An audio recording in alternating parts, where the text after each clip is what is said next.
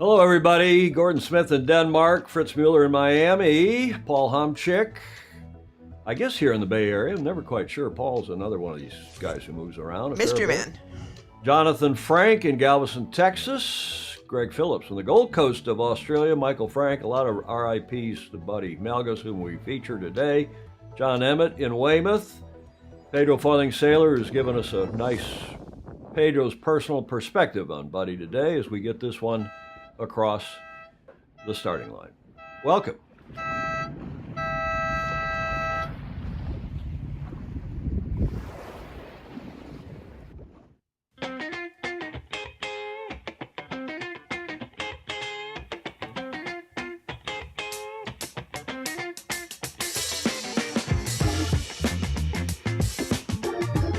Yeah, a bit of a sad day on the news of Buddy's passing, or show number 619, Friday the 19th of May. Welcome, everybody.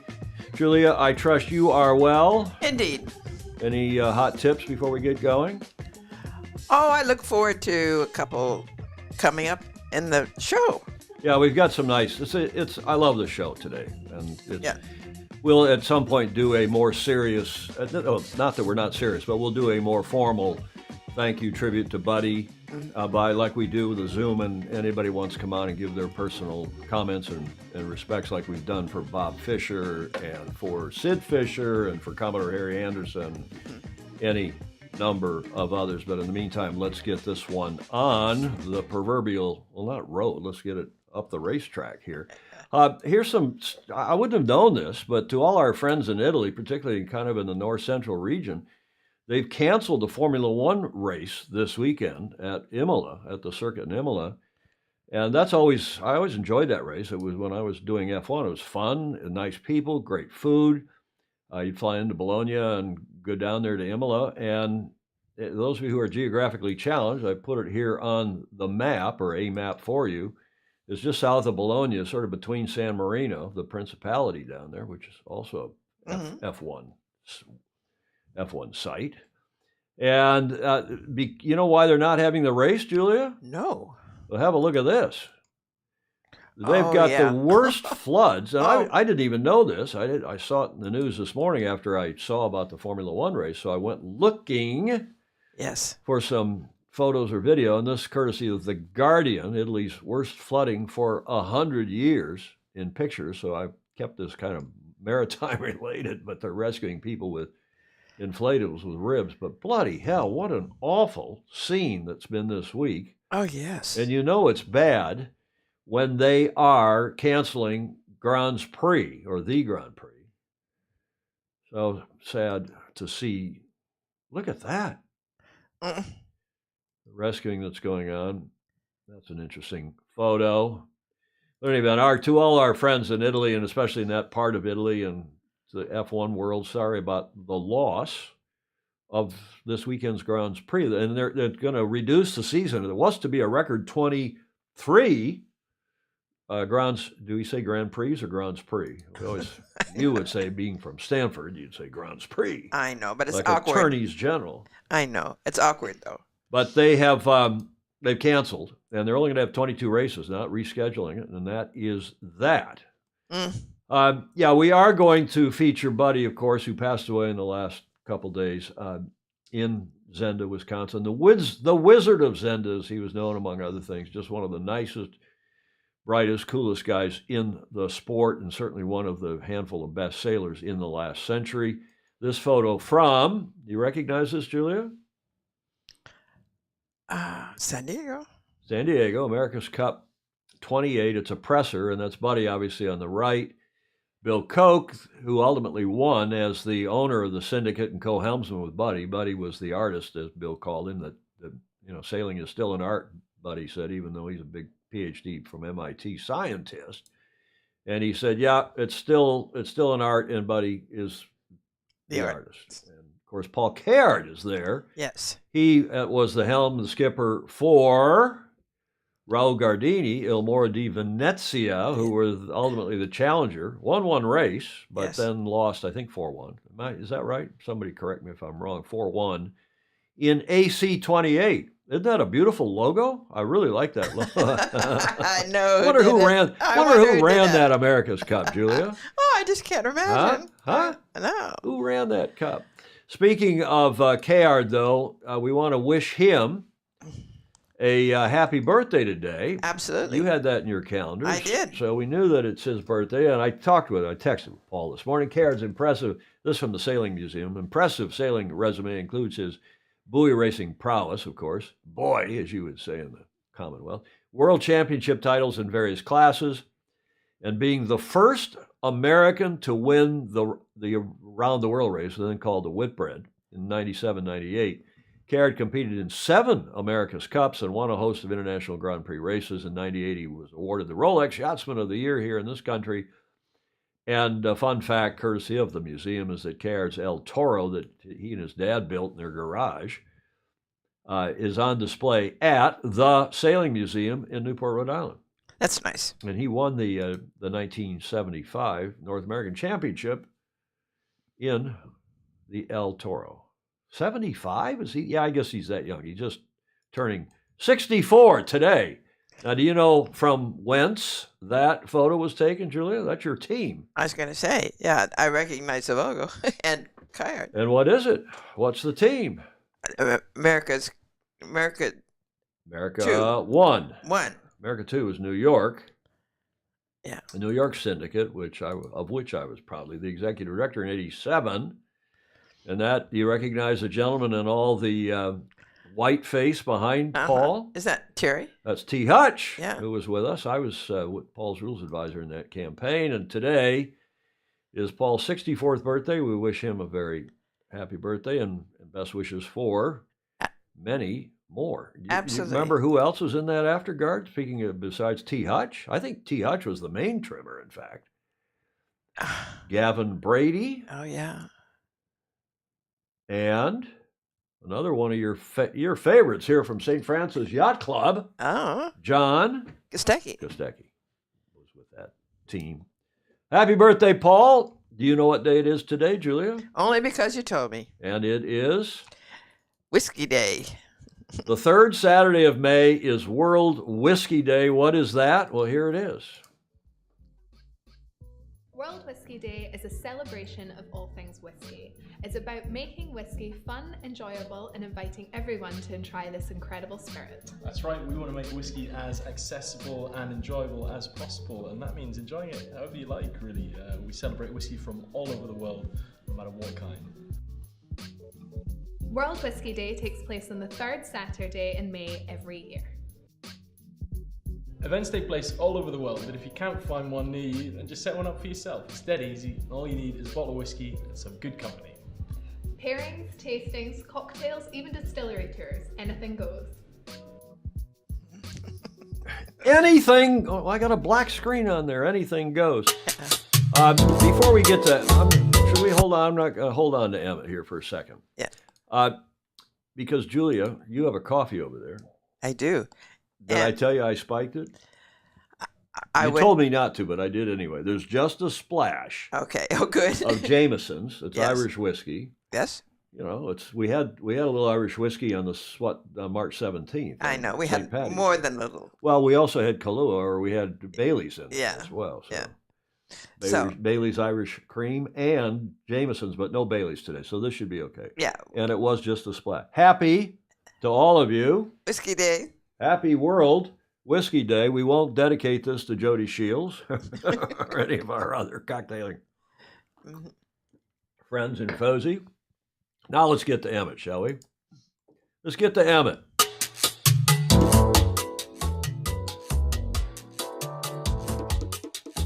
With his Coach's Corner, I have to digest that coffee. Super Fozy John Emmett reporting from Weymouth. Hi, Tom, Julia, and all the Fozy. Welcome to the show. And if you haven't already, please subscribe to the YouTube channel. I'm here just above Weymouth Beach. And normally when I'm at the farm, I struggle with aeroplanes flying back, which is from Gatwick. Today I've got a helicopter in the background, so I'm going to try and do it in one take. First of all, on a serious note, condolences to Buddy Melges' family. I mean, it's a tragic thing and a really, important member of the sailing community. I'm sure Tom will talk about that a lot.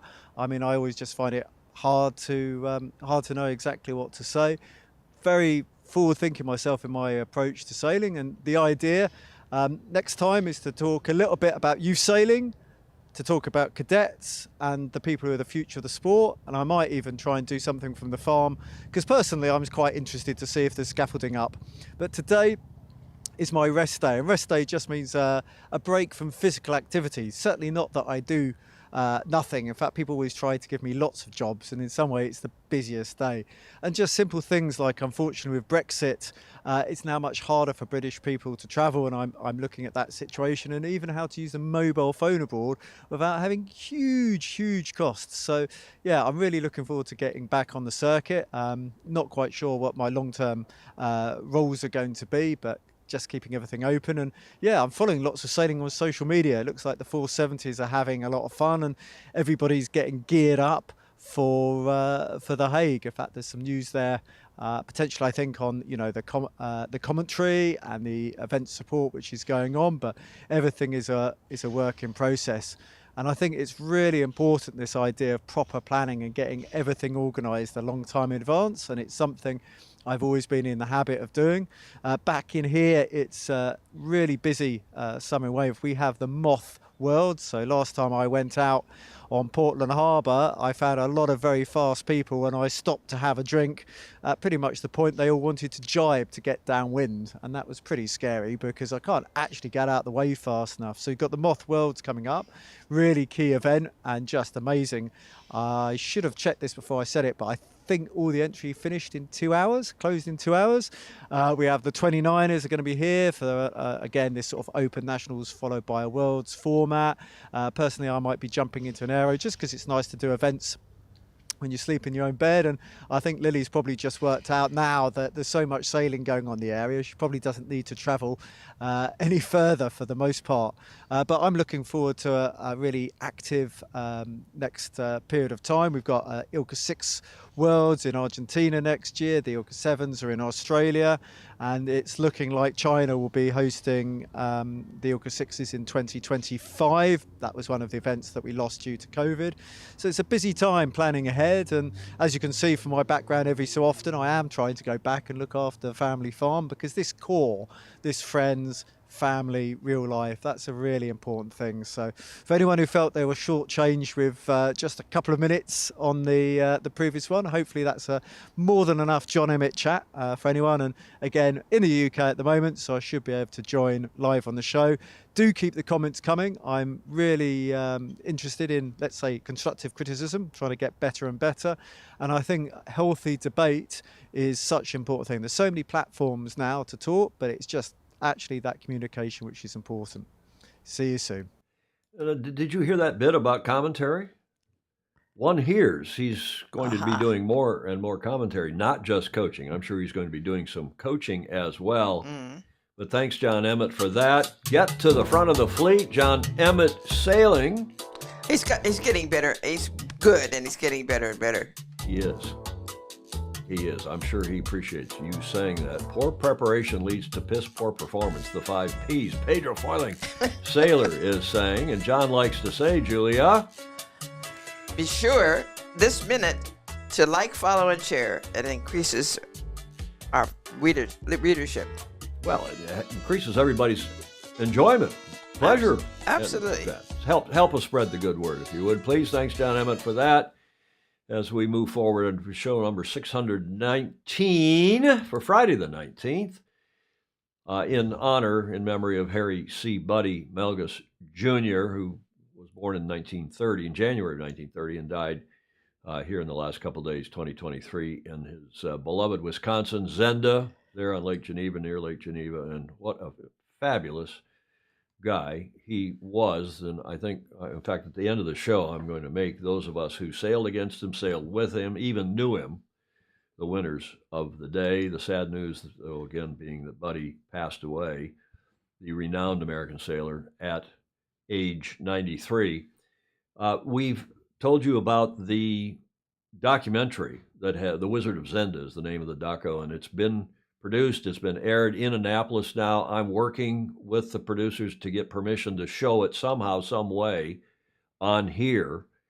Maybe when we do a more formal tribute to Buddy in some weeks, as I said at the top of the show, too, as similar as we did with Harry Anderson and with Bob Fisher and Sid Fisher and others. Maybe we can get permission to at least play some excerpts, Julia, from that doco, because it was really good. I understand that it was, yeah. And it got great reviews in Annapolis. And I have, again, we played it once before, but I'm going to play it again. This is the terrific trailer from that documentary, The Wizard of Zenda.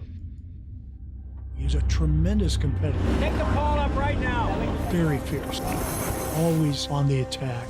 If I'm going out, I'm going around the buoys and try to beat up on somebody else. I mean, he's as tough as nails. Buddy could do anything he wants.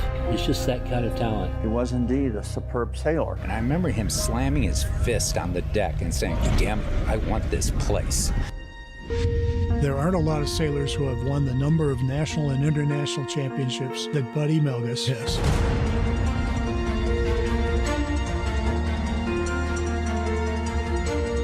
I went off and sailed other classes just to test myself against the best sailors in the world. Buddy gets into the Olympics in '72, and Buddy crushed him. Just sailed the hell out of the boat, beat him like a borrowed mule. Melges Jr. Absolutely masterful, convincing victory. But there was an item that was still on Buddy's list, even though he wouldn't say it publicly, that was even bigger: the America's Cup. And coming out of a little tiny lake like Lake Geneva, how could he possibly compete? We were stumbling along, and all of a sudden, Bill Koch's name came to pass. Bill is a MIT PhD, vast fortune. I say boat speed is science, sailing is an art. Buddy was the artist. The Leonardo da Vinci of sailing. The combination of the brilliance of Buddy Melges and the technology of Bill Koch together, the art and science of sailing, it worked. You gotta turn around and look at this. We're always learning from his. The time that we spent together, he was always teaching me something. Buddy is doing this at a higher level than anybody else. He's got they call it a sixth sense. And he's always 3 or 4 moves ahead. And then he knew the wind had shifted. Off he goes, wham. Buddy Melges, in my view, is one of the greatest sailors of our age, by far. He's the greatest sailor that the United States has ever produced. I've sailed with all the best names in the sport. And Buddy's a cut above.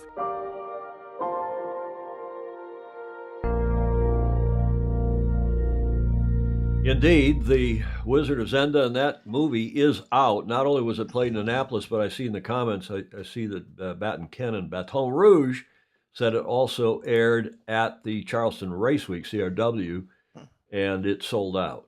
No surprise. I wonder who Tracker is. There's a new name on YouTube. You know any idea who that is? No, but he's been on, or she's been on for several shows or for yes. months or well, welcome regardless. I remember the video of Buddy sailing Clipper in the winter in the snow to get ready for Heart of the America campaign. That was his 1987 campaign on behalf of Chicago Yacht Club. We're going to show you that poster in a minute. Tracker is Ed Worley. Thank you, Ed. Welcome. Oh. So Ed's often on here in on Facebook, Yes. but he's on YouTube today. We do, just a reminder, Julia, we do co-stream this, as you know, Right. to Facebook, to YouTube, and to my personal @TFE Twitter page.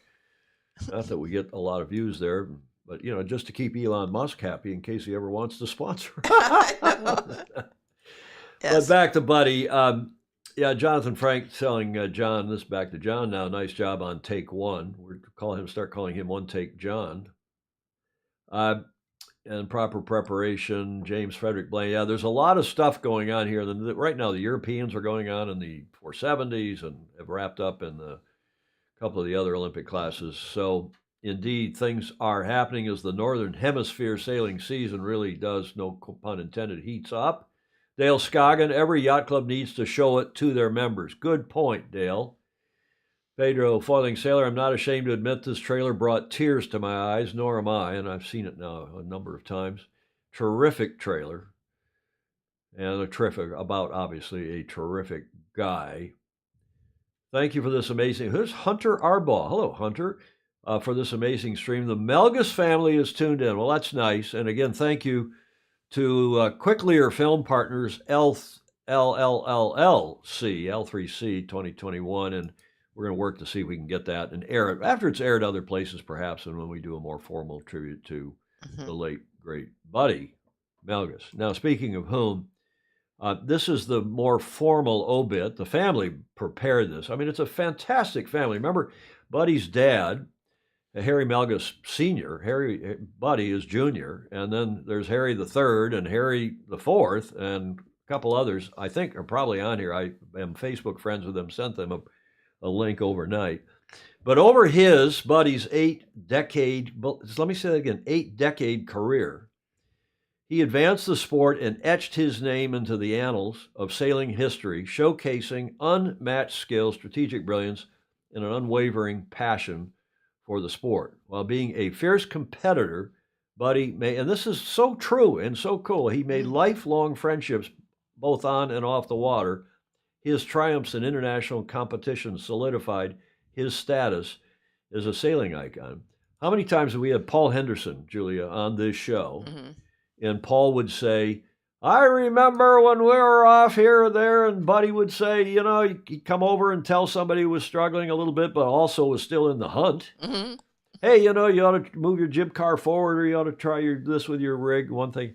And I was sailing as the mystery guest in the Sea Scout Blue Chip one time, the only time. And he was out in his duck boat coaching me all around the course. And it was great fun. He's just a major contributor now at Lake Geneva Yacht Club. They have the Malin Burnham Sailing Center at San Diego. Right. They have the Buddy Melges Sailing Center nice. at Lake Geneva. And it's a terrific facility. Let me carry on here because from this family generated obit, Buddy soared to Olympic glory. You saw that in the trailer. I think this is from '72, and he was there with his uniform. Buddy soared to Olympic glory, earning a gold medal in the sailing class in '72 and a bronze in the FD with Bill Benson in '64. And by the way, in that trailer, you saw Billy Allen, the late great, Bill Benson, but there were probably a dozen Fosey, people who've been on this show. They're friends of. I'm choking up a little bit just because I'm in the memory of this guy. In that trailer, lots of Fosey, including. I'm not sure we ever had Buddy on the show, but we sure talked about him a lot. Yeah. So after the gold in '72 in the sailing, and of course the bronze in the FD in '64, his expertise extended beyond the Olympics. He claimed a gold medal in the FD class at the Pan Am Games '67, the title of two-time Star World Champion '78, '79, and a remarkable three-time 5.5-meter world champion in '67, '73, and '83. And don't forget, those were, at least in the early years of that run, was when the 5.5 was in the Olympics too. Yeah. So it was a tough, and still is today, a great, fabulous class and a very tough class. Yes. Buddy in his Olympic days.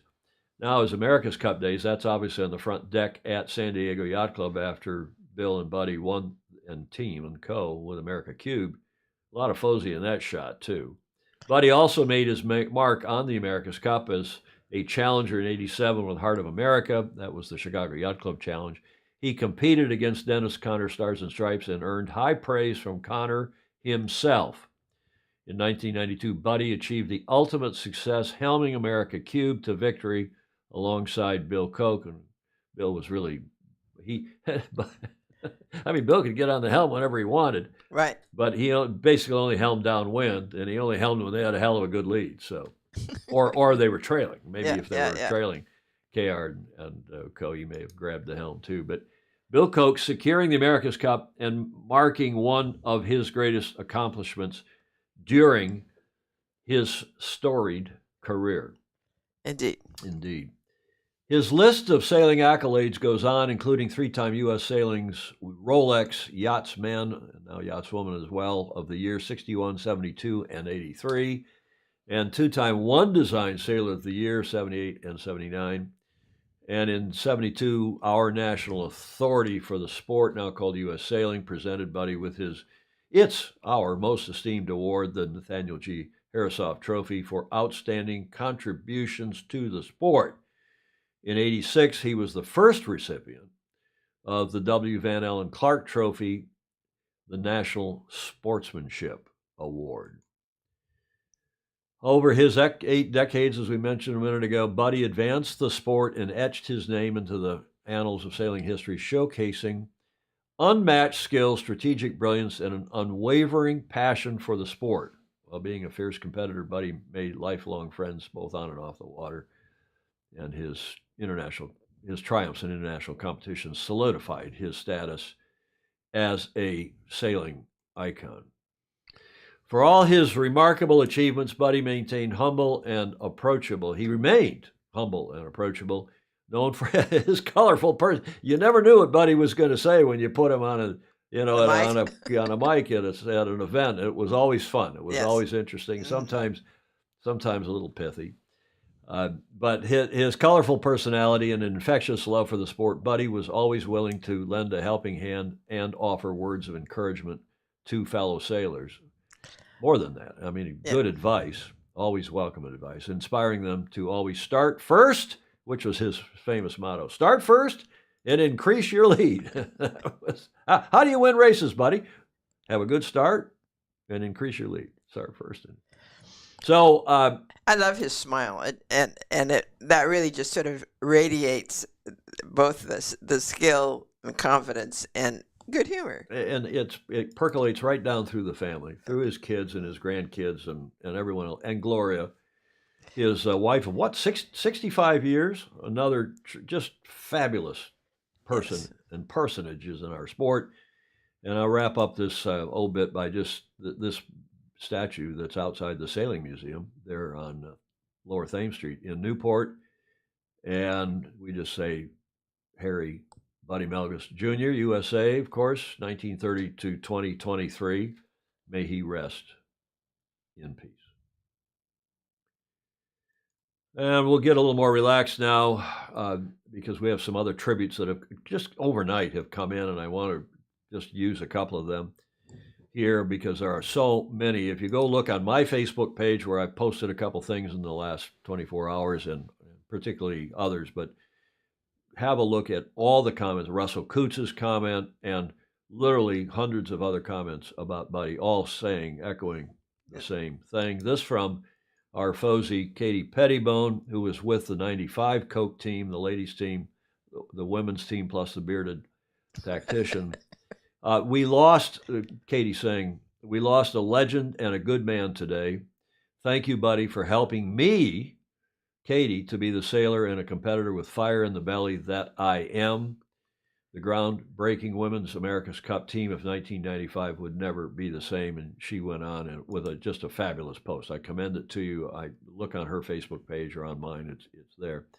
We've mentioned Chicago Yacht Club's 1987 Challenger and this famously cool poster. Yes. The Heart of American Challenge, Heart of America Challenge, Chicago Yacht Club's challenge in 87. And this came in, he's a Facebook friend of mine, Barry Johnson from Frio, from Cottesloe actually, out just on the beach outside of Perth. Barry saying, we are saddened to learn of the passing of Buddy. I first met Buddy back in 1986 when I was asked to act as the local contact in Frio for the Heart of America AC Challenge. From that first day, our family was treated as part of the team. Typical Midwestern approach. Both Buddy and Gloria welcomed us with open arms every time we either visited the compound or the various social activities the team were hosting. It was also a time when I was most fortunate to sit at the table and learn a few tricks of the trade, as Bud would have put it. Whenever I was attending a regatta and Buddy was in attendance as a competitor or an excited father and grandfather, he always found time to come to me and ask how the family was. It has been a while since I last spoke with Buddy, and now sadly that opportunity will not be possible. To the Melges family, we, the Johnsons, extend our deepest sympathies on their sad loss. Keep the sheets eased, my friend, as you take that downwind ride. Gone, but not forgotten, R.I.P. Barry and Tricia Johnson. Nice. In Perth, in W.A. Mm-hmm. And I don't know a nicer statement of any that I've seen anywhere. And we'll, as they come in, and we do, as I said, now for the third or fourth time, we'll do a more formal tribute. We'll invite you all on, as we've done, on Zoom or Skype, and we'll have a more. Julia. I especially like keep the sheets trimmed as you. Keep the sheets eased. Eased. Exactly. Yeah. Keep the sheets eased. Nice sentiments from Barry and Tricia Johnson in Cottesloe, which is a beautiful beach community. I had a condo at Cottesloe once. Did for you? A couple of weeks, yeah, during the 86, I guess, lead up to the Cup. Oh, nice. Down there in 87. It was nice. New York Yacht Club had a compound there. Terrific. Nice. Now, you know who that is, Julia? Yes. That is Peter Stevenson, a.k.a. Pedro Foiling Sailor, who submits, we haven't had one in a while from him, Pedro's personal perspective. I need some music for him as an intro music, like we have for Emmett and for Alistair Murray. But look at these photos he sent overnight and this morning. He knew Buddy, visited Buddy and Gloria in Zenda, where he took this picture, and this is welcome to Zenda. How many communities are there in the world where you show up and, okay, it's home of the high school championship basketball team, or it's home of the world champion Warriors basketball team, or yada, yada. But how many towns have home of a sailing icon on their welcome sign at the city limits? And there's Peter Stevenson, Pedro Foiling Sailor, with Buddy and one of his hunting, as we would say in the Midwest jackets. There is Gloria on the right, and Peter, and I don't know who the blonde is, if that's a Melges or if that's a friend of Peter's or a relation of Peter's, but there's Buddy obviously sitting down some years ago when Peter was there, and they had a great time, and I'm not sure they ever got ice boating. I think Peter's told us that they tried to go ice boating, and either for lack of wind or something, they didn't get out in what is that, a skeeter? Not sure what that is, but there's obviously Peter in the back and Buddy rigging it up. And at Buddy's home, that's Suzanne Kelsey Melges. Hunter Arbaugh is saying, thank you, Hunter. I knew one of the Fosey on here, one of them would know that. Thank you very much indeed. But these are more photos from Peter Stevenson, I just got a text from Jeff Eklund, in fact. Thank you, Jeff, saying, FYI, speaking of basketball, Buddy was also Wisconsin State basketball champion, and I believe bowling, too. Is that true? Really? Hunter Arbaugh will know, or one of the other Melgeses, or Melges family who are on here, but I digress. Mm-hmm. So those of you who haven't been in the Melges home, there's a thanks to Peter. And then, I don't know if that's Buddy in his pajamas, but showing off to Peter. I guess that's a duck whistle, right? Must be. It's not a microphone, and some of his gun collection, fabulous guns. I mean, the great guy, great outdoorsman, great sportsman that he was. I didn't know he was also a basketball player and a bowler, but I'm not surprised. And what else? Then a replica, obviously, of the America's Cup that he was very proud of, I know. And Gloria and I, in fact, when Buddy was inducted, I was in San Diego for the induction of the Hall of Fame, and we had a long chat with Gloria and Buddy, and my mother was there and carried on. Nice. America's Cup Hall of Fame is nice. So thank you, Peter Stevenson, for these photos. Mm-hmm. And that is Pedro's personal perspective for today. Peter Stevenson, of course, from Sydney, Australia, remembering, as we all are doing. KR told me this morning, he said, I really can't do much more today than just think about all the great times, everything Paul KR, learned from Buddy, and how much he will be missed. And that is the truth. Harry C. Melges, as we mentioned, Buddy Melges, Harry Jr., died age 93 in the last couple of days. Okay. Speaking of Aussies, and I also had another Pedro's personal perspective. He interviewed Alistair last night in Sydney. Wow. But I'll run that Tuesday. That's an evergreen piece. You know, Alistair is on he's president of Australian Sailing, and he's going around having summit meetings, forums at all of the major state federations, and he's in Sydney, and Peter was there. But instead, I thought I'd just run this piece from Alistair. Yes. Alistair's awesome Aussie anecdote from last night, or yesterday, I guess, in Sydney. G'day, Tom, Julia, and all the Fosey. Sometimes I think I've got the best job in the world. Hang on a minute. No, I don't get paid to do this. Anyway, this is AAAA, Alistair's awesome Aussie anecdote, and just checking in from Sydney. I'm just really dialing in to say g'day. Not much else to do, but say hello to everybody. I'm on the round of club conferences we call sailing summits. So we've done Northern Territory, we've done Adelaide, we've done Brisbane, Perth, Sydney this week, Hobart next week, Melbourne the week after, where we connect with all of our yacht clubs, which is there's 360 clubs, and we connect with a couple of hundred of them anyway, and some class associations, and we talk about our strategy and our hopes and our desires and our plans for Australian sailing, and for all of our clubs and all of our sailors. So here I am with a spare morning. I arrived in Sydney last night, and I've just gone for a walk. And I'm at a place called Darling Point, and I'll just pan around to show you that this is one of the most beautiful cities in the world. We have a very healthy rivalry between Melbourne and Sydney, but I've got to just say quietly, having a look at this in the park at Darling Point, that Sydney is a natural beauty, an absolutely fantastic city. So I had a World Sailing Conference last night that I dialed in for, and there was a lot of discussion about the Russian and Belarusian athletes and whether they'd be allowed to compete in the next Olympics. That was probably the major topic, and it was pretty strongly felt by World Sailing, at least, that we should be applying sanctions and making it difficult for the Russian and Belarusian to compete until their country sees some sense and stops invading the Ukraine. A little bit of a political comment, but I happen to strongly support that view. Anyway, that's about all. Can't think of much else.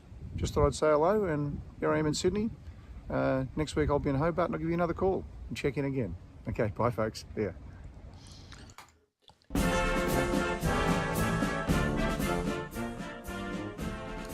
Alistair's awesome Aussie anecdote, and checking in with one of their naval bands, the naval band with Waltzing Matilda, on this show number 619. If you're just joining us, it's about 13:40 here on Friday afternoon. It's Saturday morning down under, and welcome to all of you here to Studio B at the Beach Street Yacht Club. And I'll play the interview again that Peter and Alistair did and sent this morning. I got it overnight from Alistair, from Pedro.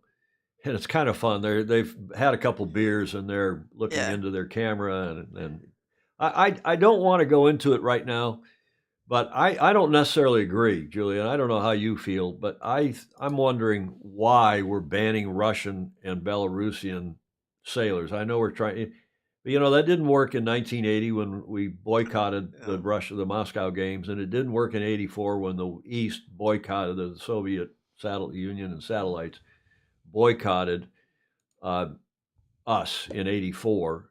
And I feel sorry for these athletes. Yes. I have no use for Putin, and I don't want to be accused of being a Putin sympathizer, because I most certainly am not. But you have to wonder why World Sailing, I mean, the IOC is going to let the athletes come, and not under their national flags, but under, I think, that was the last I heard or read, but why are we banning athletes for something some stupid egomaniac, maniacal dictator is doing? That's a good question. What do you think? Do you agree with Alistair that we should take a hard line and not let their athletes come? Well, I don't live to the Olympics on the border, and I think I may have a different opinion if I were on if you the lived border. In Poland. Yeah. Well, or in Scandinavia. Yeah. If you were. But I do remember the harm it did when the U.S. stepped out of the Olympics. Well, I mean, think of all those athletes. Yes. here that had been training for 4 or maybe 8 years, and they get one shot. Yes. You know, in those days, you maybe had another shot or two because but it's hard now to make it once, let alone you finally get there and then your country tells you, sorry, we're boycotting. Alistair, I don't know how strongly you feel about this, but you know, we could run a correct or crutonic, but maybe we do that down the road sometime. Gore, a lot of comments. Not all, but many of the Russian athletes support Putin. Yeah, but what difference does that make? They have to support Putin or they won't get state funding, right, Gordon? Don't ban them, offer them to defect. Graham Sweeney has always got an answer. Yes. Graham up in Yell in Scotland. What a great guy he is. What else do we have here in terms of comments, Julia? Nice, Al. Yeah, wasn't that a beautifully framed video? Yes. And Sydney isn't, for a guy from Melbourne, what do you call a Melbourneite? Is that what you call him from Melbourne, a Melbourneite? I don't know. Somebody will know on here. And Sydney is indeed beautiful, especially out there on the point, right around the corner from the CYCA, right? Ed Worley saying, now he's on Facebook, Buddy will live on in all the sailors he influenced. What a nice tribute that is, indeed. Steve Rugg, did I pronounce that right, Steve? Thank you for coming on. Pride of Zenda, pride of Walworth County, pride of Wisconsin, pride of the USA, indeed. Yeah, there's some ice boat things that J. Frederick Bland has put on here. Thank you. I don't know what kind of boat that was. Pedro Foiling Sailor is on here. He can tell us probably what boat that was, the ice boat that is. Politics. Oh yeah, Joe Cool is saying, and I'm getting some other photos in here as we speak. I see that these are from Mark Reed, and he's people are sending and keep sending them. This on my phone. This is the Estuary Cup here in the Bay, in San Francisco Bay, back in the day when Tom Blackaller, and I think there was a Canadian team here training, and also Buddy Melges's Heart of America team. This back in the 85, 6, or 7 era. And please keep sending them because we will, as I said, do another. Always loved this shot of Heart of America during the Maple Leaf Cup. Okay. Jeff Eklund and others are sending along tributes. So thank you for the photos, Mark Reed and others who are watching. A lot of people on here watching. No surprise. That's much appreciated. Peter Taylor saying, I heard people call folks from Melbourne as Melburnians. Not sure if Peter's in New York. What does he know? He knows a lot, Peter Taylor. Yes, he does. And there's another one comment to do that just before that from World on Water. From Wow.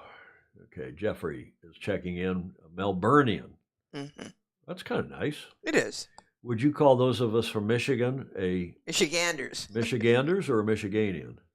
No, not. It's formally Michiganian, but we all like Michiganders in honor of the Canadian. Where's the gain come from? Michiganian, like Michigan. I know, and but IAN. Michiganian. I don't know. Who knows? I digress. You do. Yeah. And it makes it. I'm too tearful. We're all just kind of maudlin and reflective today. I think you saw. John knew I was going to run this piece on Buddy too, and I think he was more reflective than usual in his piece from the beach. Yeah. In Weymouth today. Lots of comments. Lon Shure. Hi, Lon. I believe the boycott stopped Buddy from sailing in the Olympic with his 2 sons in '80. That may well be true. Jeff Waller, Melburnian. Indeed. Yeah, I just don't. The boycott, and of course, to be fair to Alistair Murray and anybody else, this Pedro Foiling Sailor saying banning, damned if you do, damned if you don't. Well, it doesn't matter. World Sailing's going to do. They can have meetings and get presidents of sailing federations like Alistair on, and whatever the IOC decides is what everybody's going to end up doing. That wasn't Peter in the background with the ice boat. Don't know what it was. Buddy and I were just driving around on the ice and saw this guy what a great story. See what Pedro's saying? Yeah. That wasn't him in the background. It looked like him, at least to my tired old eyes, with the ice boat. Don't know what it was. Buddy and I were just driving around on the ice and saw this guy struggling. Buddy hopped out. It showed him how to rig it properly. Is that Oh, yes. cool? Yes. And typical of Yeah. Buddy? Yep. James Frederick Bland, Boomer Bland, saying, I'm from Michigan. I believe we're called hillbillies in Michigan. Deb Whitehorse. Hi, Deb. Buddy's stern steer was Ferdinand the Bull. Julie Aarons, no politics allowed in sports except where Jet is concerned. Well, that's a point. That's a point, Julie. Stingray's with me. I'm with Tom. Let them sail with a compromise they don't wear and wave Russian gear. Yeah, I feel so sorry for the sailors from these countries. It's not their fault that Putin is such a crouton. Crouton's not even the right word. Yeah. But what else? But it is hard to draw that line. And again, we'll see what the IOC say. But anything else? Any of these other comments? So many cool comments. Yeah. Okay, we'll carry on here. Let's go to Sail GP. No, let's go to the ocean race first. I think that's more current and topical. So, as you all know, they're in Newport. They've had a couple days of what they call Pro-Am racing on Wednesday and on Thursday in Narragansett Bay. And I have the best photos I have seen anywhere, courtesy of Steve and Michelle Almeida, who are a couple, husband and wife. Stephen is from Newport, Rhode Island originally. Michelle is from Chicago, and she has been a correspondent with us and a contributor to Sailing Illustrated, to the website back when I was maintaining the website, and more recently to this show in the last, 6 years now that we've been doing this. And they've done Chicago Mac photos and maybe Port Huron Mac, and I can't remember what else. But look at these photos that they've sent from the last couple days, from Wednesdays and Thursdays Pro-Am racing in beautiful Newport, Rhode Island. And of course, the mood was a little somber there with only 3 boats finishing this last leg from Itajaí. But now we'll show you in a moment that Wholesome PRB has got their rig and got it in the boat, and we expect them to be on the starting line tomorrow for the in-port race. Which is amazing. There's Goat Island in the background. I used to live, Leslie and I lived on Goat Island. You can see the church there and, over on the mainland. But just these are better photos with respect to the Ocean Race website. These are better photos than I've seen anywhere. Yes. And when I get photos, I don't just stick them in. This is a keynote with embedded photos and videos and so on, 100 slides that we do for each of these shows. I click through them here, but these are the only photos that I don't have to enhance. I don't have to adjust the exposure. I don't have to adjust the saturation. And bravo Zulu to yes, Steve they're spectacular. And Michelle. Yeah. And they get faces. They get the beauty. Look at this shot. Yeah. Just fabulous stuff. So what they've done, they've had 2 days of this with light air. They Pro-Ams, they bring VIP guests and others on, kids and so on, onto the boats, race around Narragansett Bay. It was quite breezy on Wednesday, and that's what you've seen up to this point, the breezy Wednesday photos. Wholesome PRB arrived Wednesday night. They had the mast that arrived last week, and they were rigging the new mast, getting it ready to stick in the boat, which they did, I believe, either Wednesday night or Thursday morning. I don't think they raced. That is Wholesome PRB. I don't think they raced in this Thursday lighter air day of Pro-Am, as they call it, racing. That's Fort Adams looking to the west, just on the other side is Narragansett Bay. And just to the left a little bit of this photo is the esteemed Sail Newport. And this is the big dock where boats tie up for these kinds of races. You can see the flag blowing straight out. I think these may be Wednesday photos, it being so breezy. That's a flag blowing from the south. And this is the light air from yesterday, Thursday, in the Pro-Am racing, 11th Hour Racing, who won this leg. Obviously, you all know that, or probably do, from Itajaí in Brazil up to Newport. Team Malizia, who were second. And thanks to Stephen and Michelle Almeida for these photos. Spectacular. Spectacular indeed.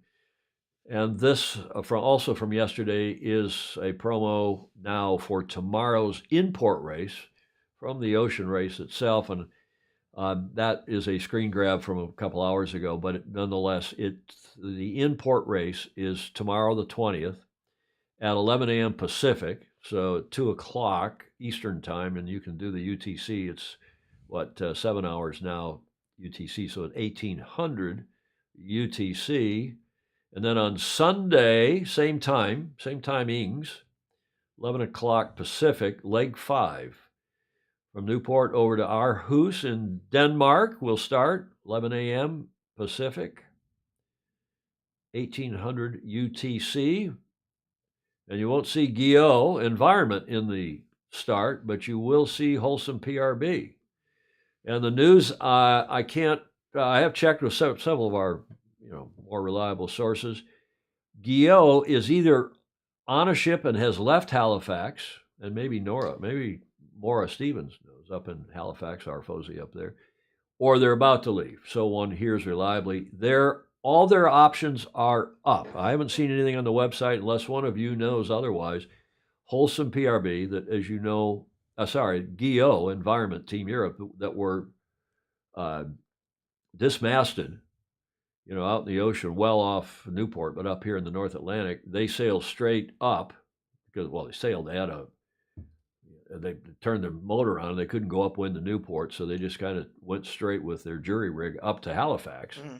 And they have apparently loaded the boat onto a ship in Halifax and either have left or are about to leave and go straight to Europe. And whether they sail in any more of the legs remains to be seen. We don't know for sure what their plans are. I'm not sure they know what their plans are either. They got to get a mast. They got to figure out the timing.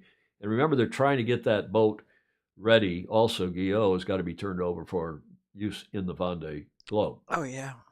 But Wholesome PRB back on the water, so we expect 4 starters on Sunday at 11 o'clock Pacific. 1800 UTC, and then you can watch it on YouTube live. Good. Okay, any other comments here?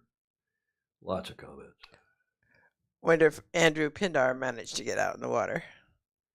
Yeah, I talked with Andrew this morning, and he is in Newport, and he also, they were confirming that the spirit is quite good there. It was a little subdued with only the 3 boats. And also I talked to Stephen Almeida this morning. Mm-hmm. And now as they're getting closer to the start and with Wholesome PRB back on the water, the spirits are lifted and everybody's quite optimistic and looking forward to a good event in port tomorrow and then the start on Sunday. Good. Peter Taylor in New York, this is a good comment, talking to Jay Rendell. And I'm going to go back to Jay's comment. Buddy gave me advice during regattas several times. Jay Rendell, who's up in, I think, Minnesota, isn't he? He's up in the Scow country.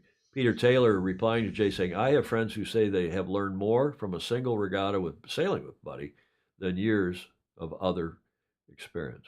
Mm-hmm. Indeed. Jonathan Frank, love watching those big monsters that we've just seen in those photos around the marks. Rodion Luka, who is the president of the Ukrainian Sailing Federation. Hi, Rodion. Nice to have you on. Do you know decision of World Sailing Council mid-year meet from yesterday? I don't know that. Alistair Murray is on. But again, I think they're only giving recommendations to the IOC. I don't think they're going to. Yeah. The IOC is going to make that decision. But I'm sure they value the input of their federations. Trifork from Denmark, Gordon Smith, of course, is a Brit living in Denmark, will join in Aarhus for the remainder of the race. And that's in I saw that news, Gordon, that's in the Volvo 65s, Volvo 60s, right? Volvo 65s. So yeah, remember the Volvo 60, that fleet, that one design fleet from the previous ocean race have only raced down to where? They didn't go to Cape Town. Mm-mm. They just went down to wherever they went. And they're doing the import races in Europe. But they're also racing port to port in Europe. Oh, are they? Yeah, I think. I wonder what Rodion Luka, if we can... Rodion, what's your view as president of the Ukraine Sailing Federation? He's on here. What is your view on whether the Belarusians and the Russians should be allowed to compete in Marseille in the Olympics? Jonathan Frank, I would be interested how much time has been spent on these boats being repaired or being carried on cargo ships as a percentage of the total time in the race. Yeah, well, it's interesting how we don't need to get into that right now. João Alexander, hello, João. He's in Portugal saying my condolences, echoing, I'm sure, what everyone on here is saying, our condolences to the Melges family. You know what his other nickname was? What we knew him at when growing up sailing scows and here and there? Melges. Because he was so good. He was so good. What a friend, as my mother would sing and say, now she would go into in the song, what a friend we have in Melges. Remember that old song? I think it's a Baptist song, isn't it? Or is it a Methodist? I don't know. I don't know. You're being a good Protestant from Michigan. Buddy Melges lives on in the hearts and minds, I'm sure, all of us. Bravo Zulu, and this is a little different Bravo Zulu. Usually somebody has won a race or, a regatta or a championship or something. I just want to say Bravo Zulu to Sir Ben and his team from Sail GPs of Emirates Britannia, their Sail GP. This is an interesting photo. So you see the Emirates Airlines, and of course, Sir Jim Ratcliffe, who sponsors the America's Cup team, not the Sail GP team, and then low carbon on the bow of a carbon boat with a carbon wing. But nonetheless, that's not the reason for the Bravo Zulu here. They put out a video this morning, kind of, hey, here's what happened to us, what went wrong in San Francisco, the last regatta here in Sail GP's 22-23 season. Enjoy.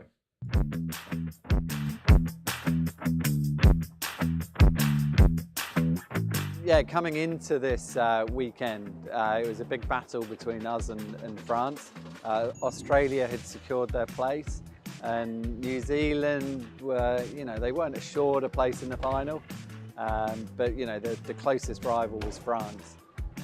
So there was a massive battle there, and we had a bit of a plan of how we were going to do it. We'd been speaking about it since the previous event, and the guys really executed that well, and they got a decent amount of points on the table yesterday. So it was almost a sort of done job going into today, but they still needed to convert. We just finished the last event in San Francisco, where we were second in the event, and then we had the grand final between Australia, New Zealand and ourselves. Australia actually did a really good job. They owned the start. Coming down.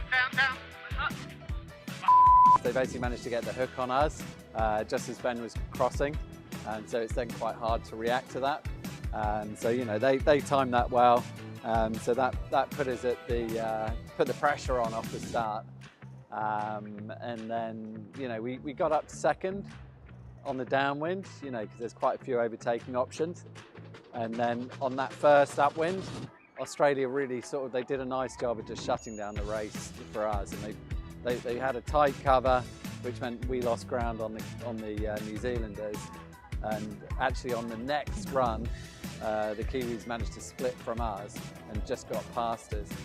We had an odd moment on the start of the last beat where we had we need to look at it, not 100% sure, but we had a big nosedive just after the leeward gate, and the boat filled up with water. So that was pretty terminal. The guys and girls kept battling on, but after that stack, we were kind of off the back. So we'll dig into that and find out what went on. Australia, fair play to them. They actually sailed really well, well-deserved win. So well done to them, and we'll move forward.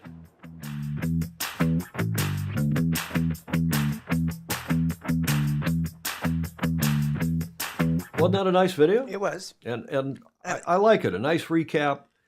Bright boys on that team and girls. And just, that was a cool regatta. This is a map now, as you can plainly see, of season 4, the 2023-24 season. And it starts in just under a month's time in Chicago. I don't know, Julia, can you, it's a little, I got to black doesn't play well with my little. I'm going to get a telestrator. I found how to get it. I used to have one where you could draw on an iPad here. Yeah.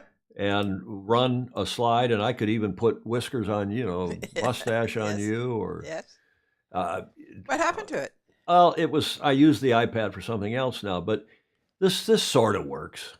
But this is the first event here in Chicago, June 16, 17, off the Navy Pier there. They get big crowds. It's a good event.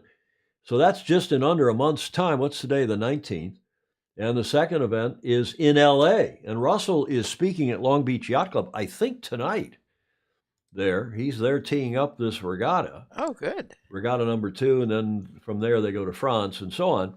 But I believe he's speaking tonight, either tonight or tomorrow night at Long Beach Yacht Club. Do we have our reporter there? Yes, we do. We have John Sangmeister will be there. And, good. And will tell us what's going on, as will Camille Daniels and probably a number of others. But yes. Russell will do his usual. He was really good here at the Wednesday Yachting Luncheon, I thought, for St. Francis, the Wednesday before the Sail GP, and he's a pro. Just thinking about Buddy and about Sail GP and what we just saw in that video. One thing that you, Julie, it's not to blow smoke up your skirt, but it's a bit like you. You have a mind like a steel trap, and you can remember what happened plainly in 1949. My late great grandma. Oh no, I'm serious. My late great grandmother, who was born in 1900 and lived to 99, she couldn't remember what she'd had for lunch, but she could remember what had happened plainly in the suffragette movement in 19 or something. Right. And it strikes me that about these guys, and I didn't know Buddy super well, but knew him well enough to say, "Hi, how are you? Hi, Tom, what's going on?" And at a U.S. back in the day when what was then USYRU, when Buddy and Dennis and Tom Blackaller and all the offshore guys showed up, and made policy. They came to the meeting. No longer happens. The great sailors in this country, and I see Jan O'Malley on here. Jan O'Malley chaired committees, was the delegate, one of the best sailors, female or male, to ever come out of this country. And she's on here from Barnegat Bay. And remember I'll read it in a moment, but people like that showed up and ran the national governing body. Now that doesn't happen. It's a bunch of sailing schools. Why is that? It's because the whole culture's changed. It's sailing schools and coaches. But again, I digress. I digress, Julia. All right. But what strikes me about Buddy and Tom Blackaller and Dennis Conner and Russell Coots and John Kostecki and Gavin, the guys that I've done America's Cup campaigns with over the years, they have minds like proverbial steel traps. And they can tell you, you go into the bar, and even before they've had a couple, 3 beers, when their memory really starts to flow, and everything else starts to flow, they can remember what happened in the early part of the first leg, in the latter stage, and with great clarity, what happened in the latter stages of the race, and the wind had gone left, and the wind had gone right, and you know what, if I'd done this or done that, and I'm convinced that is what makes a lot of average sailors really great sailors, because of their brain and their memory, and their recollection, and then their adjustment, consciously or subconsciously. Yeah, it's always fascinated me when you remember the race 17 years ago, when the wind was out of the south, and exactly. And you know what Buddy used to do? Apparently, I don't know if this is apocryphal or not, but the story, and he used to tell the story. You know how he knew which way the wind was blowing. You can see the flags on the shore on a lake. We all grew up on these. We all. I did, and Buddy did, on these inland lakes. Yeah. And sailing on an inland lake is trickier than it is sailing on open water, because it's shifty and puffy and a lot of times light. And light air sailing is generally tougher than breezy. Breeze sailing. So what Buddy said he would do, he could look over on the shore way up the track and see which way the wind was blowing over there by what? Which way the cows were facing. Oh. I'm not kidding. I love it. Ask anybody on here. They'll tell you that I think I did hear that before, but they'll tell you they heard the same story. Which way the cows were facing. Okay, we got to go to some of these comments. Jeff Waller, World on Water, saying Guillaume will be loaded on a ship on Sunday for Europe. Okay, thank you.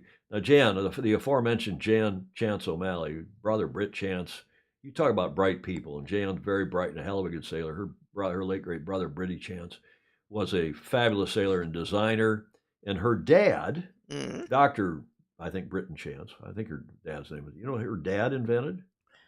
No. The first, he was a doctor and scientist and very bright. He invented the first image scanning type machine, like instead of X-rays today, you go in and have an MRI or a scan.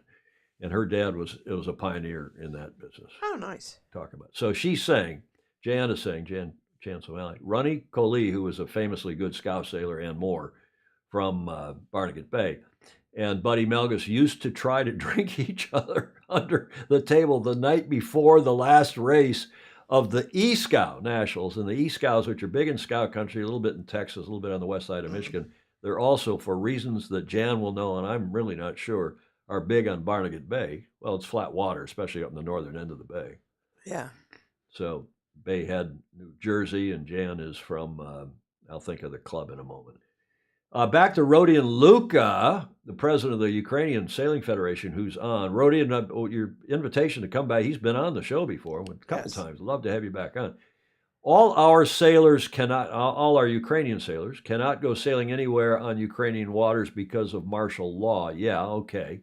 But you're sailing elsewhere, and we're seeing UKR show up on sails and all these other championships. Bill Wingrove still doesn't like Sail GP, calls it pinball machine racing.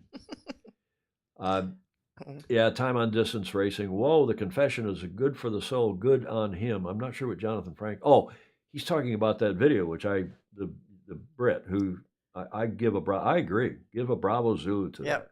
And again, the memory that he's got. Rodion, thank you for your contributions to this show, and again, love to have you on. Tough move by Slingsby. This is Stingray, who's also got a sharp mind up in Seattle. And he's not sleepless in Seattle, I don't think. Tough move by Slingsby against Ainsley when it counted, but it could easily have gone the other way. Yeah, but you know what? It didn't. And having done a campaign not on the boat, but with Tommy Slingsby as well. And, I mean, Slingsby's the same way.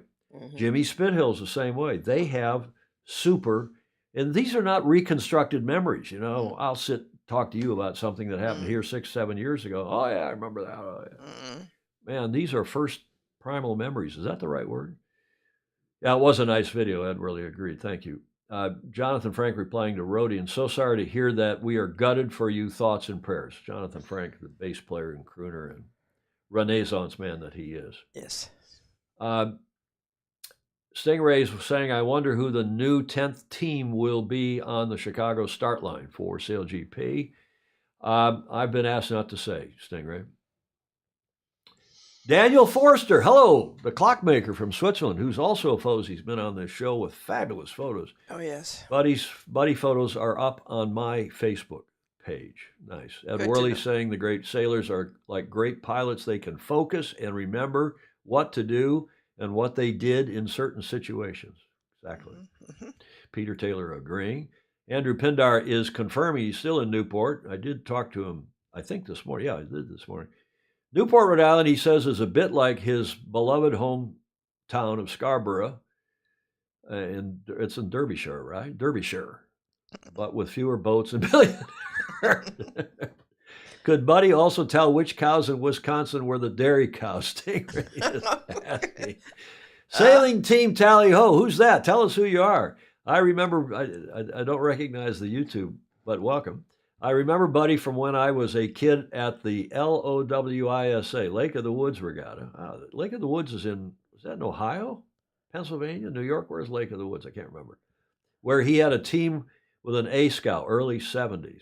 See how people remember this, too. Isn't that nice? Yeah. Jan O'Malley again. My grandfather and great-uncle brought E-Scows to Barnegat Bay. Here we go. Here's the answer. If you want the answer to a tough question, come on and ask it, and one of the Fozy, will know. It's always amazing me, but it's true. My grandfather and great-uncle brought E-Scows to Barnegat Bay in the 1920s. Yes, because they were fast on flat water. So that much I knew, but again. Confirm. Jan fills in the details. Yeah. We got to get Jan on here. She lurks. She watches, Yeah. and every now and then puts in a cool comment. Well, let's tell her she's invited. Maybe Scarborough is not in Derbyshire. Did I get that wrong, Gordon Smith? Yep. Daniel Forster, the clockmaker, longtime friend. There's a great photographer, one of the best. Absolutely, Graham Sweeney. And of course, Graham Sweeney, I didn't realize, Julia, we said this before, is also a photographer. I'm getting all sorts of photos and texts and so on, and I won't try to do them now, but I did have this photo. This came from, let me see who this came from. It was from Deb Whitehorse. Where'd this go, Deb? I thought I had this here. Deb Whitehorse sent this photo. Where is it on Facebook Messenger? There we go. There. Let me get it up on the. I don't normally do this because it's a bit croutonic. But here, let me get a close-up here on camera one, and you can see this. There is the photo Deb sent. And you know what I in the mainsail stands for? Iowa. No, in Scout Country, they have a letter for each of the home clubs, and I guess I stands for Lake Geneva. Tell me if I'm wrong. Is that not focusing properly? But there is a stern steer. That is Buddy's boat, which Deb told us the name. Ferdinand, what was it? Ferdinand the Bull, a stern steer originally from the Detroit area. Photos from the 2001 Hearst Regatta at Lake Geneva. And I guess somebody on here will also know Jan O'Malley will know what the scows use for Barnegat Bay or for Bay Head or Mantoloking Yacht Club is. I just talk about memories. Yeah, that's amazing. That's the club. I think that's Jan's home club. Pindar's telling Derbyshire would dearly love to have Scarborough in the county. However, North Yorkshire, thank you, Pindar.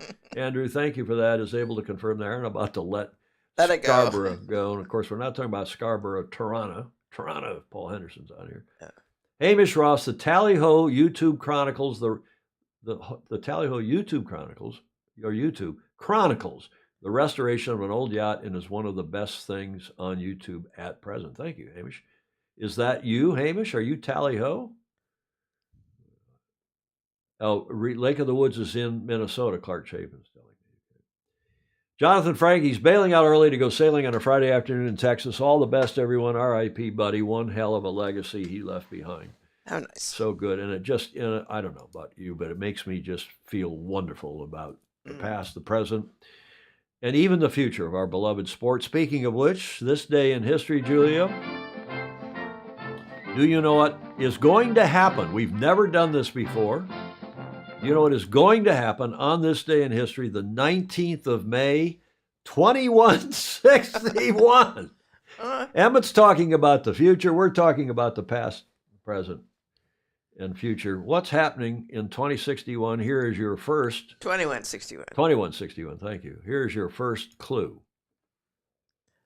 And all only the planets aligned. Well done. And what's it called in Greek when the planets align? I don't know. Can you pronounce that? Come on, you went to Stanford. It's not Psi Guy or Jai. Sizzy. It's CZ. It's like CZG.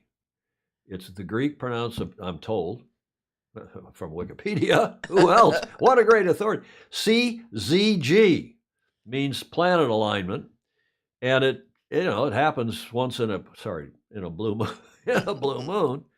But for modern astronomers, CZG means three or more celestial bodies coming together to form a more or less straight line. The most commonly cited example of this is the alignment of the sun, earth, and moon that occurs during either a new moon or full moon, as observed here on Earth. That is the stage of the moon. Mm-hmm. But an alignment doesn't have to be perfectly straight to be called a CZG, especially when we're dealing with more than three objects. According to this article, an article in the New York Times, a CZG of the Sun, Venus, Earth, Mars, Jupiter, and Saturn occurred between 25 March and 7 April 1981. The Sun and 5 planets came within 2 degrees of arc from a perfect straight line. Apparently that's close enough. But wait, there's more. Mm-hmm. Are you enthused? Well, yes. There is a yachting component too. I'll get to it. Oh. But while the 1981 CZG was pretty grand, it was not the grandest of the grand CCGs. The planet's Mercury, not Uranus, it's Uranus now. We've changed the name, right? Because you can't say Uranus, it's not politically correct. Uranus and Neptune were left out. According to another article in the New York Times, a truly grand CZG will happen on May 19th, 2161, when 8 planets, excluding Pluto, which they no longer consider to be a planet, right? Will be found within 69 degrees of arc. That doesn't sound very close, but apparently on celestial scales, it is. Now, for the sailing connection, a CZG causes the bi-monthly phenomena, you probably all know this, I didn't know this, of spring and neap tides. At the new and full moon, the sun and moon are in CZG. Their tidal forces act to reinforce each other, and the ocean both rises higher and falls lower than the average. Conversely, at the first and third quarter, the sun and moon are at right angles. Their tidal forces counteract each other, and the tidal range is smaller than average.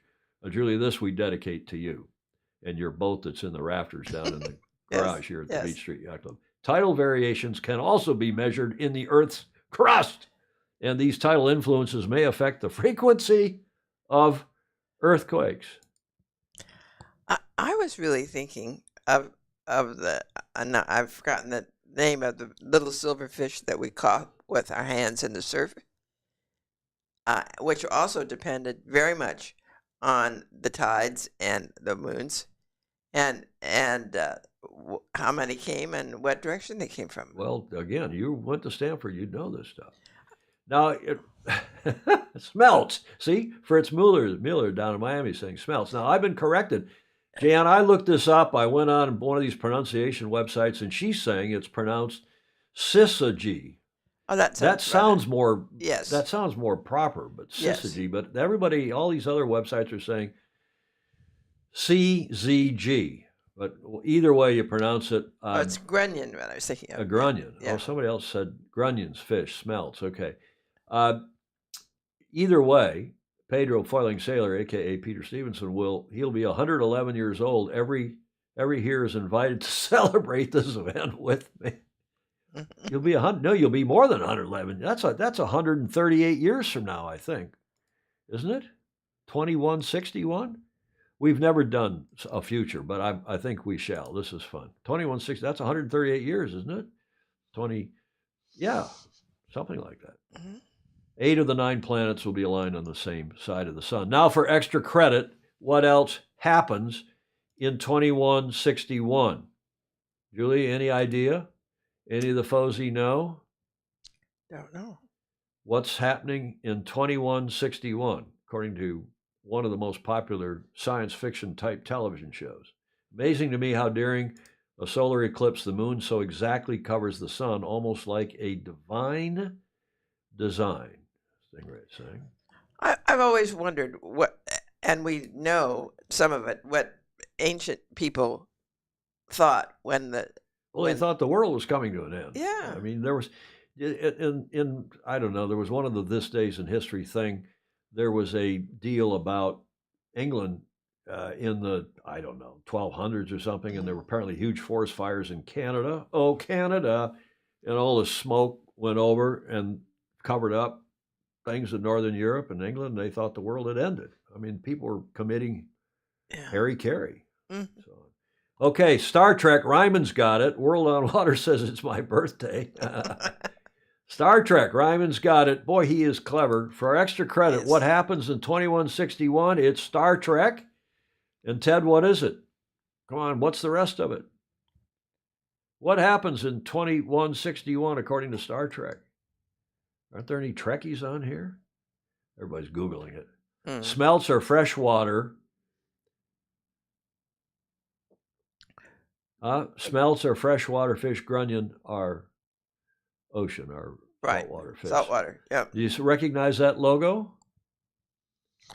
No. Yes, Peter will be 211 years old, he's saying. NCC 1701 is launched. No, Clark. And if you're a Star Trek fan, you may recall that 2161 will be an auspicious year for another reason. That's the year when the United Federation of Planets will be founded, a political, I don't know, Jan O'Malley, how we're pronouncing this. I liked her pronunciation I do better, too. actually. CZG, how'd she pronounce it? Sis. I don't know. One might say occurring at the same time as an astronomical, whatever that is. Uh-huh. Clark's got it. United Federation of Planets, International Federation of Planets, whatever it is. That was going to supposedly. And with Elon Musk trying to get to Mars before when? 2030? Is that his goal? Because and why is he doing it? Because he thinks, got to save the human race, we've got to get extraterrestrial. Got to get off the planet or be able to get off the planet. Try something else. We don't need to invite him on the show. I wonder if he gives interviews every now and then to some Croutonic website or YouTube channel. Maybe we're not Croutonic enough for him. I don't know, or maybe we're too Croutonic. Yeah. Okay, we'll carry on here. What for extra credit? Ed Worley's saying, what is the famous sailing quote of Captain Kirk? What is the famous sailing quote of Captain James T. Kirk? Keith Richards, he's still alive in 2161. Maybe if we get Elon Musk off the planet and it will be saved. James, man. I like the way he thinks. What some people would do to go tax-free. I guess if you think you'll be tax-free on Mars. Okay, we'll come back to that famous quote. Any time for a rum. Time for a rum, anyone? Is that the famous quote? Warp speed, Zulu. Oh, my goodness. Okay, we really have. It's a Friday. We digressed. Warp speed. I don't think that's a sailing quote, Fritz Mueller. Time for a rum, anyone? I like that, though, Gordon Smith. It is time for a rum, especially those of you in Europe, and maybe even for those of you in Saturday morning down Guillotines don't work without gravity. Okay, Clark's making that. That gets us probably, thankfully, to the last leg of today's show. I don't see Maura Stevens on, but if she were, she'd give me a good ship in the star to steer her by. Steer her by? Yeah. Ed Worley? Okay, Ed Worley knew that. Give me a good ship and a star to steer her by. Okay, well, that sounds like a good quote. Who said that in real life, besides Captain James T. Kirk? Huh? I don't know. Come on, everybody. See who gets it first on them. A warp is used in heavy air sailing offshore, dragging. Okay, fair enough. That's a warp. Oh, thank goodness, the last leg. Now, Julie, do you recognize this? Yes. What is it? Off of the coast of Ireland? Yes. That is Fastnet Rock. Right. Right? Fastnet Light. We've been following this race because we feel a little sad for Plymouth. In 2021, it was called the Lonely Rock Race. And just before they ran it, they changed the name to the Plymouth Fastnet 500, which, it's a 500-miler. And they started, and in fact, they didn't start last time in 2021. They started someplace else. But this, I think, in a ride in the Solent, right? But this time they are going to start. They moved it to August, and from June to August. And they're running this race again. They've got a fair few boats signed up already. They sent me a press release. The Plymouth Fastnet 500 race is going to start in Plymouth and end in Plymouth, the second edition, 13th August 2023. This relatively new offshore race from the Royal Western Yacht Club. The Plymouth Fastnet 500 race will start in Plymouth Sound, exit via the western entrance of the Sound, round the Fastnet Rock to port, past the Scilly Isles to port, and then finish between the Breakwater Lighthouse and the navigation, I should say buoy, not buoy, buoy, Queen's Ground in Plymouth Sound. So we'll be folling that. Yeah, I'm glad to see it sort of. Yeah, I feel bad for Plymouth. They're not getting the start. The Fastnet race starts in the Solent and ends now over in France, and Plymouth is feeling a little, slighted. And now, but in the best traditions of free market, And our beloved sport, the Royal Western, is stepping. And the Royal Westerns, you know, they ran the 1-star and the 2-star. These were, you know, transatlantic races. Right. Single-handed, double-handed, to Newport, Rhode Island, and so on. So they got quite a history and tradition there in Plymouth. The winner of the day, the winners of the day, anyone who ever got to, especially anyone who got to sail with Buddy, but who raced against him, who was in the bar after the race, or even just simply got to know him, as did Pedro Foiling Sailor. Just a fabulous experience. And all of us who had that experience are winners, in my book, winners of the day. Before we get to the loser of the day, we got a few other comments here. Enjoy the sail downwind with the sheets eased, indeed. Mm-hmm. Is this not an alternate year? Yes, it is alternate years, Gordon Smith, with the Fastnet race. Oh, that's good. Julie Aarons has got it. The poem Sea Fever by John Masefield, right? Mm-hmm. Give me a fast ship, for I intend to take her in harm's way. Mm-hmm. That's another one. Yeah. John Masefield, Farragut, Tennyson. I don't know. Okay. Loser of the day, this we dedicate anyone, well, that's the winners, anyone who ever sailed against, with, or even spent time with Buddy. Loser of the day, there's starting to be a fair bit of pushback. Julie Aarons will not be amused, but I'm not going to let up on this, Julie, because I and most of the Fozy think this is Croutonic for this America's Cup Regatta to go to Jeddah. And interestingly, one of our very well tuned in Fozies, and I'm not going to use it here. I'll save it, because I haven't confirmed it with another source or two. But there's some movement, shall I say, against this regatta, and we'll see how this pans out. But the loser of the day is Jeddah, because of all the negative publicity that this regatta is. What's the word? Fomenting, is creating for Jeddah and Saudi Arabia. That gets us to the finish line. And that nice photo from Davis Island Yacht Club, Bill Wingrove's home club. I think in reaction, Julie, to not having very many of these in the last couple shows, I was deluged, and so many so that I'm not able to use them all today. But apropos that Star Trek diversion we had a minute ago, do you see what's on the left? The Death Star. Yes. From what, Star Wars? Mm-hmm. You see on the right? Get it? It's a bowling ball. No, the Death Star Pro Max. Oh. Where's your phone? Hold your phone up here. You got a Pro Max, don't you? No. The 3 cam. I don't. You've only got the Pro. Yep. Yeah, mine's not a Pro Max either. I'm too poor. We need more. Before I get a Pro Max, we have to have more patrons. Yes. I thought that was good. Now here, hey, sexy. Remember we talked about the unicorns on the Noah's Ark? Mm-hmm. Well, this came from Graham Sweeney. Hey, sexy, looks like it's going to be up to you and me to repopulate the earth with unicorns, huh? By the way, I'm Greg. What was your name, sweetheart? Arnold. No wonder the unicorns died out. Thanks, Graham Sweeney. We had no idea what happened to the unicorns. Now we know. Speaking of now we know. These people, Julia, the prince and the prince and Meghan, that whole thing in New York City the other night, they're sounding like Jesse Smollett.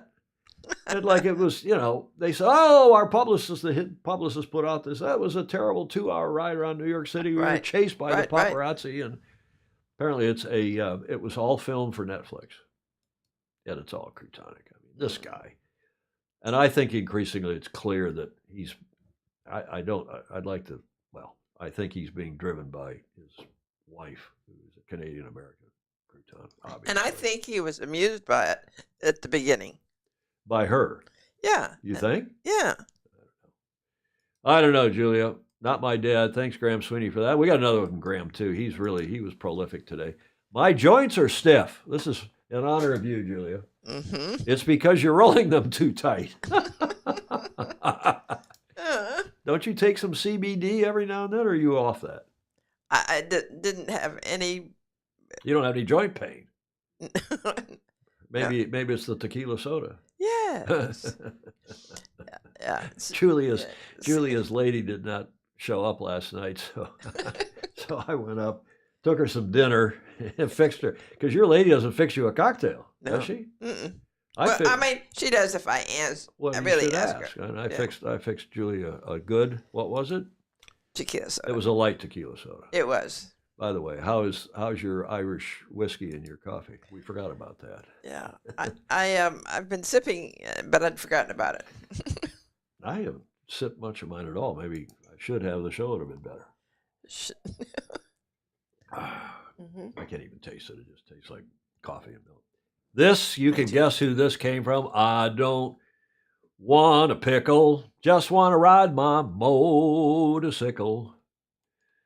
Our motorcycling friend Ted Ryman in Republic of South Africa sent us this photo of a biker who identifies as a cyclist and wins the Tour de France.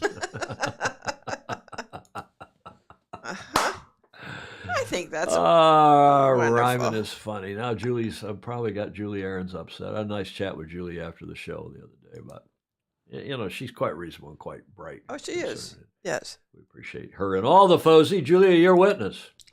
Yes. Take this opportunity to like, follow, and share. Yeah. And generate hearts. Speaking of which, Harry needs to go back into military service, Worley is saying, to get away from the BS. And Gordon Smith saying, yes, he was indeed a talented and respected Royal Marine. I think so, too. And I think she was just a B-grade actress who,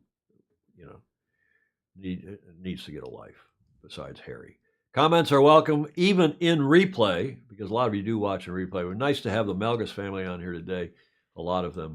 And nice to have the Melges tale in a short period, so those who want to can just record it and use it.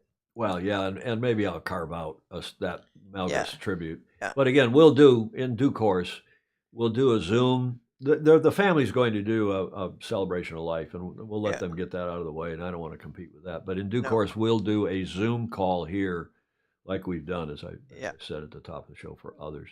Please help us become a patron, patreon.com/join/Sailing Illustrated, and give us a cup of coffee or $1 or $10 or $100 a month. Keep us on the air. This is viewer-supported media, and speaking of whom, we are really appreciative of all those, including people like Michelle and Stephen Almeida. There you'll see them listed, Peter Stevenson, Alistair Murray, of course, John Emmett, and many others who give us video, audio, and images for today's show. Julia, final word?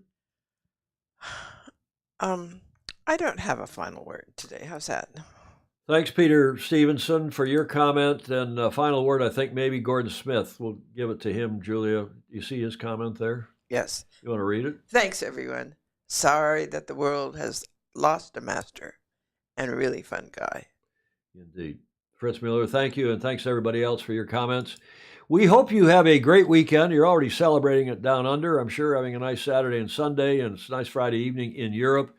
Here it's 2:30, time for my breakfast, Julia. Yes.